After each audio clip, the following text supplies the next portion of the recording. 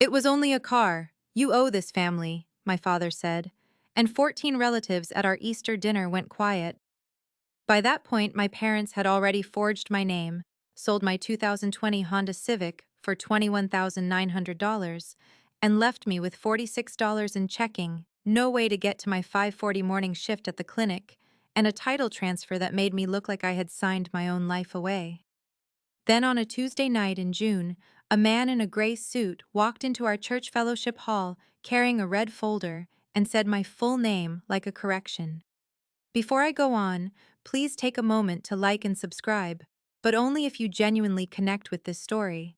And drop a comment telling me where you're watching from and what time it is there. I always love seeing where you're all listening from. My name is Samantha Keller. I'm 24 years old. Now let me take you back to Richmond, Virginia. On the Friday, my parking space was empty. I bought that car 3 years earlier, on June 12, 2021, from a dealership in Midlothian with money I made working overtime as a veterinary technician at Three Oaks Animal Hospital. It was dark blue, with a coffee stain the size of a quarter on the passenger seat, and one of those cheap pine air fresheners clipped to the vent that never quite covered the smell of dog shampoo and antiseptic that lived in my scrubs.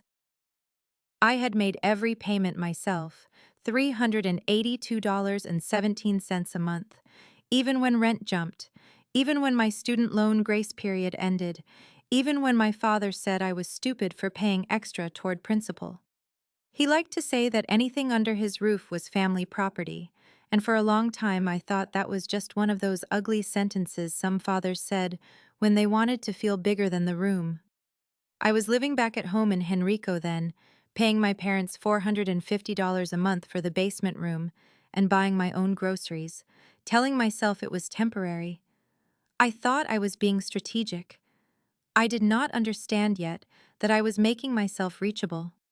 My father, Daniel Keller, ran a small drywall company that was always one missed invoice away from disaster. My mother, Michelle, handled the books, which meant she spent most evenings at the dining room table under the yellow pendant light, entering numbers with a jaw so tight you could see the muscle jump near her ear. She was not loud the way my father was loud. She was worse in a quieter way. She could turn a lie into household weather, something everybody breathed until nobody remembered who made it. That is what she did best. She made wrong things feel normal long enough for people to sit down inside them. There were warning signs, and I can see them now in a line so clean it makes me sick. The missing spare key from the ceramic bowl by the garage door. My father asking, 2 weeks before the sale, whether I still had the title in my desk folder or had moved it to the firebox upstairs. My mother standing in my basement doorway on April 15th, asking in a voice too casual to be real whether I was ever going to trade the Honda in for something cheaper. At work, my friend Nina Alvarez, our lead tech on the surgery side, watched me zone out while drawing up vaccines and nudged my elbow with a capped Sharpie. She said, "Whatever they are doing, put the date on it." At the time, I laughed because I thought she was being dramatic. 2 months later, that Sharpie was the tool that kept me sane. On Friday, April 19th, I finished a double shift that smelled like wet fur, bleach, and metal. We had an emergency bloat case at 4 in the morning, a German shepherd with a torn dew claw at noon, and a cat that bit me through one glove just after lunch, so by 6:30 in the evening, my feet were buzzing and all I wanted was to sit in my car with the air on full and eat the peanut butter crackers from my scrub pocket. I walked out into the gold light behind the clinic and saw an empty parking space where my Honda should have been. For 3 full seconds, my brain tried to turn it into something ordinary. Wrong row. Temporary tow. Maybe I had parked closer to the dumpster. Then I saw the clean oil shadow on the asphalt, the rectangle where the car had been, and I knew. Some losses announced themselves with a sound. This one was silent. I called the towing companies first, then I called the non-emergency police line. Then I called my mother because she was the person who always answered on the second ring. She said too quickly, "Come home first. Your father wants to talk to you." I remember standing in the clinic lot with the phone hot in my palm and the evening mosquitoes needling my ankles through my scrub pants. When your own mother says a sentence like that, your stomach understands before your mind does. By the time I pulled into our driveway in Nina's old Corolla, borrowed because she took one look at my face and tossed me her keys, there were folding chairs set up in the backyard and the smell of baked ham and coffee drifting through the screen door. My Aunt Teresa was there. My cousin Mallory was there. Mrs. Gloria Bennett was there too. 71 years old.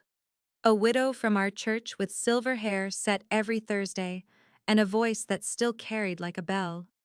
She was not family by blood, but she had been at our table long enough to know where we kept the serving spoons.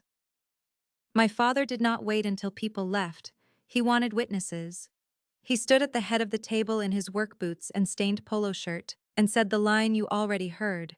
Then he lifted a manila folder, tapped it against his palm, and told the room he had sold my car because the family needed cash to cover payroll and a materials order for a school job that could not bounce. He said I had benefited from this family my whole life, and it was time I acted like a daughter instead of a tenant. My mother kept slicing ham while he spoke, like this was dinner conversation, like the theft of $21,900 was a side dish. That is how long it took them to erase me. One sentence, one folder, one room full of people pretending not to choke on it. I said very carefully, I never signed anything. My father slid a photocopy across the table with a signature that looked enough like mine to make my skin go cold, and not enough like mine to survive 10 seconds under real light. He said the title had been transferred that morning at 10:14, and the dealership had already paid. My Aunt Teresa asked whether maybe I had forgotten signing under stress. My cousin Mallory stared at the tablecloth, and Mrs. Gloria Bennett set her fork down so gently I can still hear it. She looked at my father and said, Daniel, that girl paid for that car herself. He did not shout at her. He just gave her a flat look and said, Stay out of this, Gloria. That was the moment I knew he believed he had already won. The next morning, I took 2 buses and walked 11 minutes to get to my shift. Richmond in late April smells like damp, brick, cut grass, and exhaust. And every step I took in those cheap black work shoes made me feel more foolish for not having seen it sooner. During lunch, I called the DMV Title Services line and learned the transfer had been filed with a duplicate title request 2 days earlier because the original was listed as missing.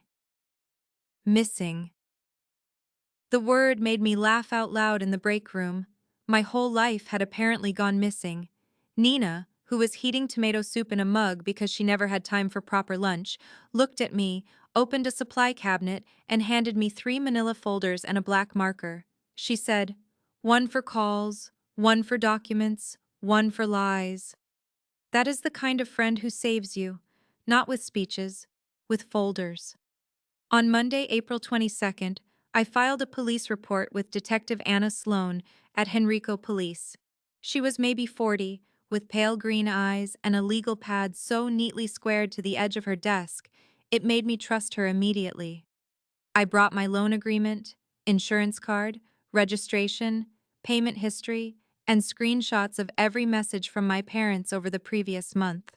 Detective Sloan asked me whether anyone in my household had access to my keys or personal documents. I said yes. She asked whether I believed the signature was forged. I said yes. She asked whether I wanted to pursue it even though the suspects were my parents.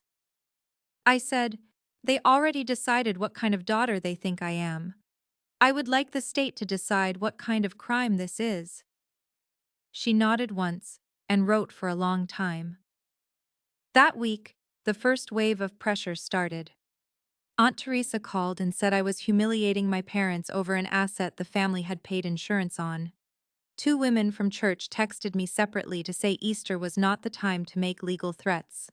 My younger brother Kyle, who had been at the table staring into his mashed potatoes like they contained career advice, sent a 3-line message that said, Dad was under stress, Mom was crying, and maybe I should think long term.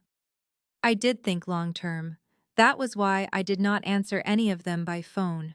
I replied by text only, saved screenshots, and wrote the date at the top of every page. Noise is what guilty people make when they think facts are still optional. By the end of that first week, I had counted 14 calls in 5 days from relatives who wanted me to do one thing and one thing only: make this smaller, make it private, make it disappear. My father started telling people I had agreed to the sale and was only panicking because I had fallen behind on payments, which was laughable because my lender statement showed I was 3 months ahead. My mother told Mrs. Bennet after Sunday service that I had become emotional and confused since my last breakup, which was interesting because I had not had a breakup. I had been too busy working. She was not protecting them. She was protecting her position beside him. There is a difference, and daughters learn it late. On April 29th, my father escalated from family pressure to career damage. Dr. Marcus Hale, the owner of Three Oaks, called me into his office at 7:10 in the morning before appointments started. His office always smelled faintly of coffee grounds and chlorhexidine, and that morning the blinds were half open, cutting the room into bands of pale gold and shadow. He had an email printed on his desk from my father stating that I was unstable, that I had been taking pain medication from the clinic after a wrist injury, and that he was worried for patient safety if I was operating unsupervised. I thought I might vomit from pure disbelief. Dr. Hale did not accuse me. He just slid the paper over and said, "I wanted you to see this before I answer it." That kindness almost broke me harder than the lie. I gave him copies of my police report number, my medication records, and the urgent care discharge paperwork from the wrist strain the previous winter that proved I had never even been prescribed narcotics.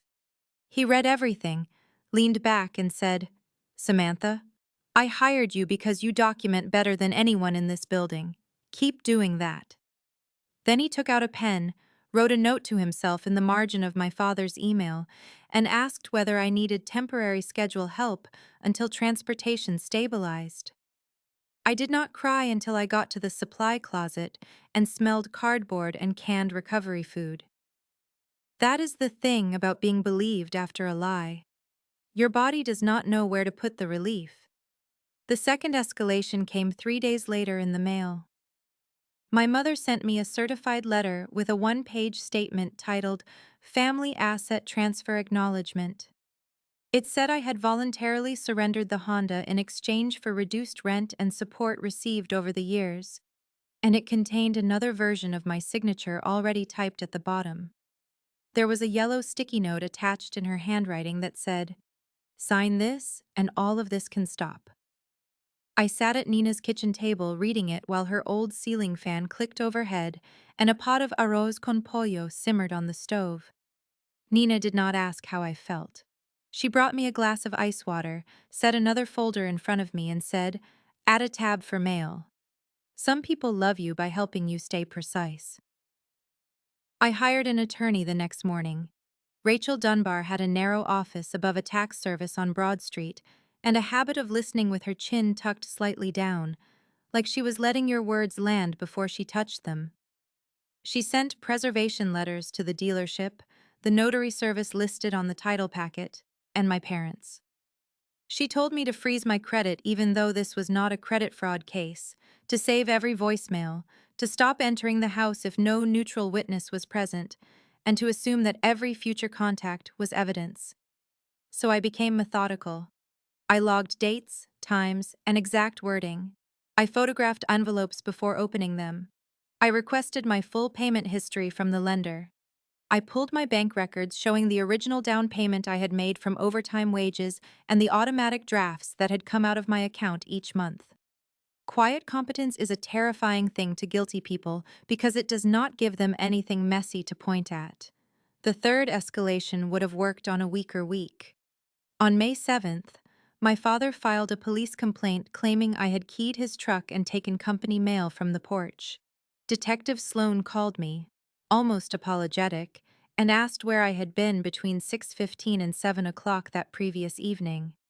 I told her I had been closing surgery recovery with Nina and offered the clinic camera footage before she could even ask.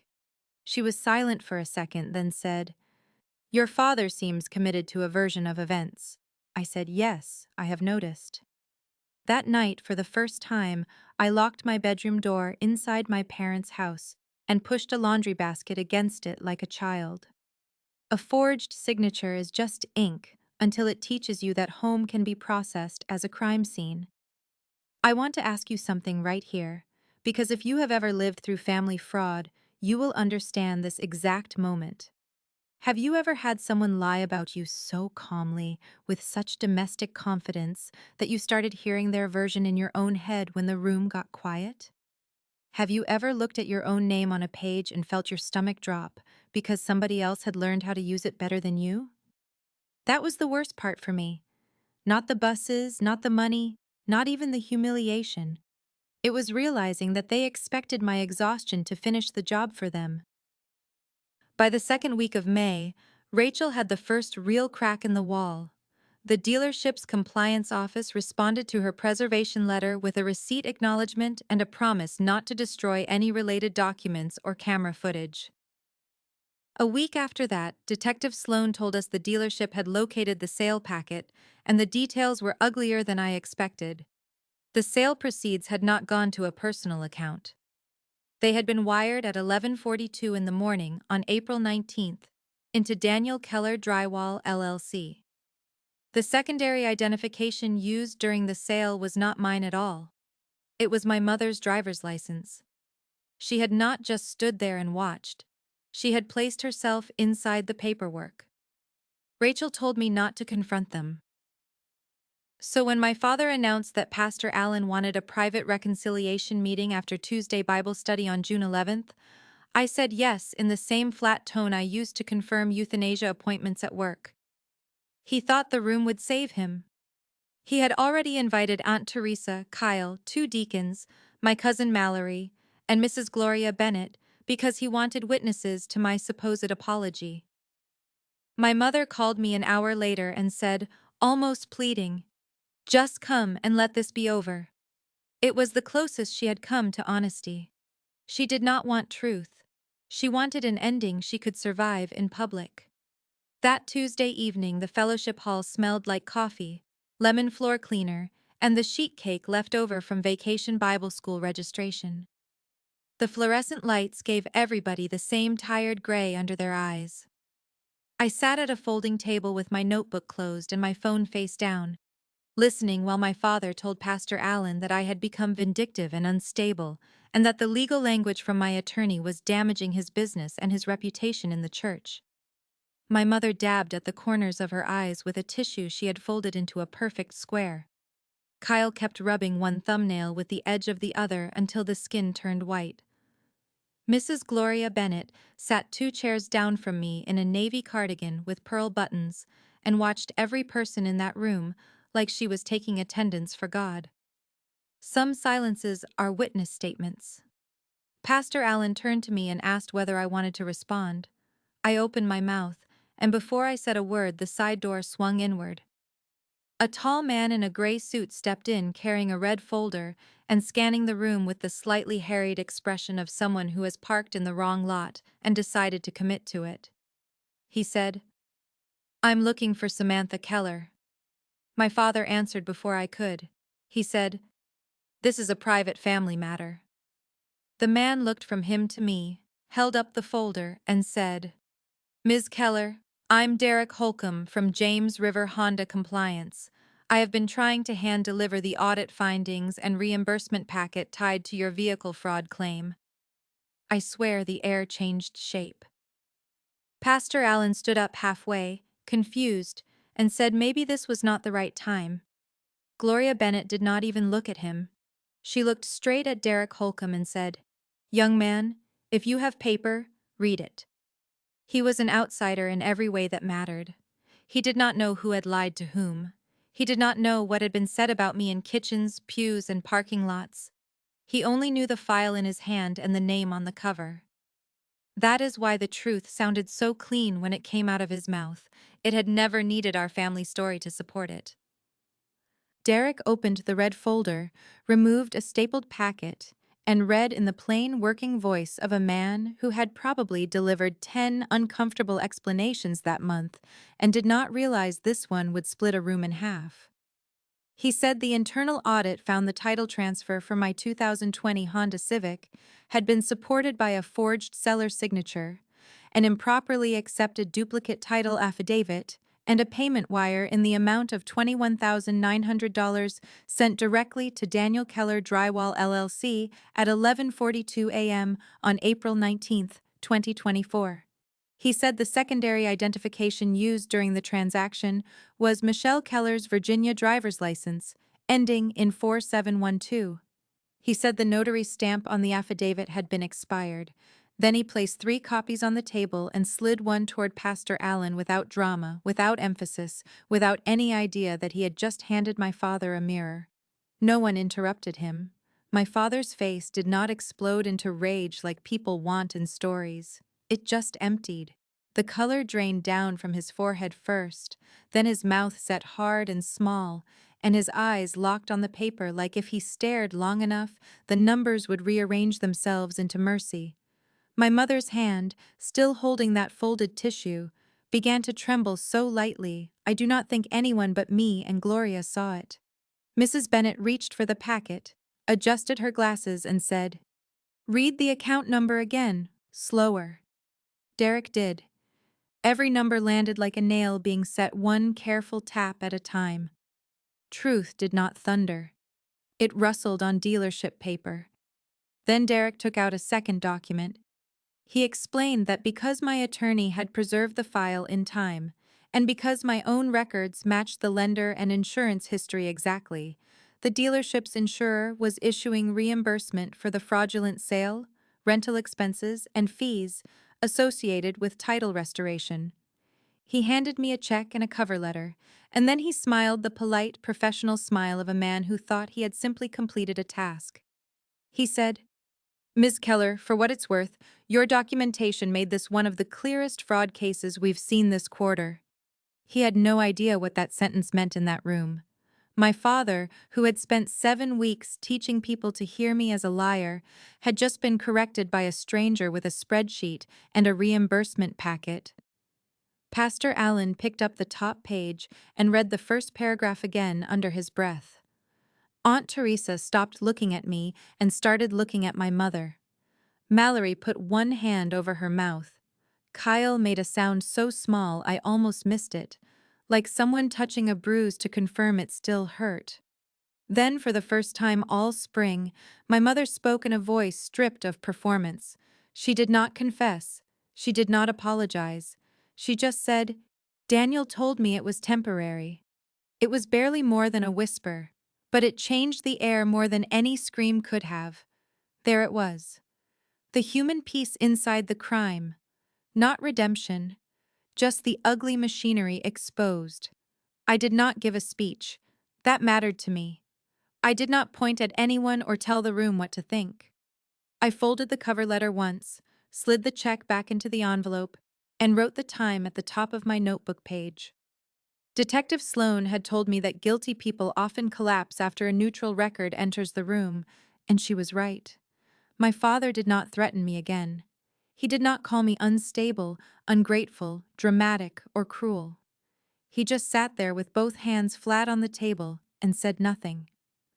Silence was the first honest thing he had given me in years. Afterward, in the church parking lot under the hard white security lights, Gloria Bennett touched my elbow and said, "I knew at Easter that something was rotten, but I did not know it was this rotten."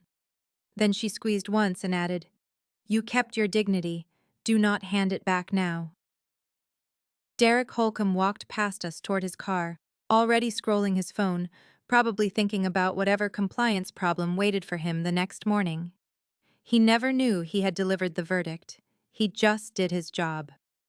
Sometimes that is all justice needs. A stranger who tells the truth before the family can edit it. Word spread on its own. I did not call anyone. I did not post anything. By Thursday afternoon, 2 women from church had sent me apologetic messages that somehow managed to sound embarrassed for themselves without fully saying so. By Sunday, my father had been asked to step away from the finance committee until the investigation concluded. By the following week, I heard from Nina that a receptionist at our clinic had overheard someone at the grocery store say, "That is the girl whose parents sold her car." Community has a nasty way of closing ranks around power until the paperwork arrives. Then suddenly, everybody remembers they were uncomfortable all along. 2 months later, my mother called me at 11:23 on a Sunday night. I was in a small apartment in Mechanicsville by then, sitting cross-legged on the floor because my couch had not yet been delivered, eating takeout dumplings off a paper plate while the window unit hummed. Her voice sounded thin, like it had been rubbed down to wire. She said my father was refusing every plea deal discussion and still insisted he had done what was necessary for the family. Then she said the closest thing to an apology she has ever given me. She said, "I signed because I was scared of him, and because some part of me believed you would recover faster than he would." I let the sentence sit between us. Then I told her, "Tell the detective exactly that." She cried quietly. I did not. I need to be honest here, because too many stories pretend a neat ending is the same thing as healing. I do not forgive them yet. Maybe one day I will have a version of forgiveness that looks more like distance than warmth. Maybe I will not. The door is not locked, but it is not open either. If my mother wants a relationship with me, truth is the price of admission. If my father ever wants to speak to me again, he can start by saying the word forged out loud and without excuses. Peace, I learned, is not the same thing as pardon. What I do have now is smaller and better than the fantasy I used to beg God for. I have my own keys on my own counter. I have a used Subaru I bought after the reimbursement and settlement money cleared, and when I turn it on in the morning, nobody else has a claim on the steering wheel. I have Nina, who came over on move-in day with paper plates, duct tape, and a label maker because apparently chaos offends her religion. I have Dr. Hale, who never mentioned my father's email again except once, months later, when he left a sealed envelope on my desk containing a raise and a note that said, "For excellent records, under pressure." Chosen family is not always grand. Sometimes it is just the people who do not make you prove you are real. A few weeks ago, on a Thursday after late appointments, a bunch of us from the clinic went to a little taco place off Broad Street with sticky menus and metal chairs that scraped the floor like angry violin strings. Nina stole half my fries without asking. One of the kennel assistants was telling a terrible story about a Great Dane that had swallowed a pair of toddler socks, and everybody at the table was laughing too hard for how tired we were. I remember looking down at the lime wedge on my plate, then around at those ordinary faces under the neon beer signs, and feeling something unclench that had been tight since April. Not triumph, not closure, just room. Sometimes surviving is not loud. Sometimes it is eating dinner with people who chose to be there, then driving yourself home. If you are in the middle of something like this, document first and explain later. Save the envelope, screenshot the text, get the statement, ask for the camera footage, write the date at the top of the page. The people who harmed you may be louder, older, richer, or more practiced at looking respectable in public. Let them be loud. Let them perform. Paper does not care who raised you, and if your name has been used against you, hold on to this. It is still yours.